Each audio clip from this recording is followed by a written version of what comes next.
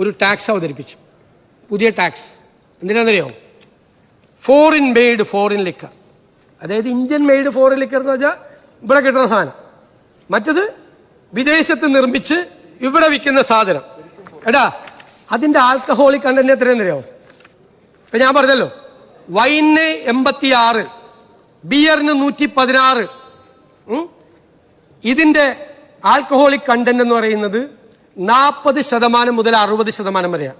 60% വരെ, 40% മുതൽ 60% ഹൈ. നമ്മുടെ ഇന്ത്യൻ മെയ്ഡ് ഫോറിൻ ലിക്കറിനേക്കാൾ കൂടുതൽ ആൽക്കഹോളിക് കണ്ടന്റ് ഉള്ള സാധനം.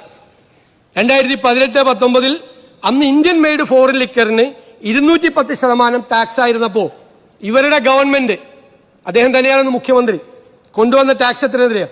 78%. 78%. എന്നിട്ട് 2022-23 ഇപ്പോ 251% വരെ ഇന്ത്യൻ മെയ്ഡ് ഫോറിൻ ലിക്കറിന്. അപ്പോ ഈ ഫോറിൻ മെയ്ഡ് ഫോറിൻ ലിക്കറിന്റെ ടാക്സ് എത്രയെന്നറിയോ? 115%, ബിയറിനേക്കാൾ താഴെ.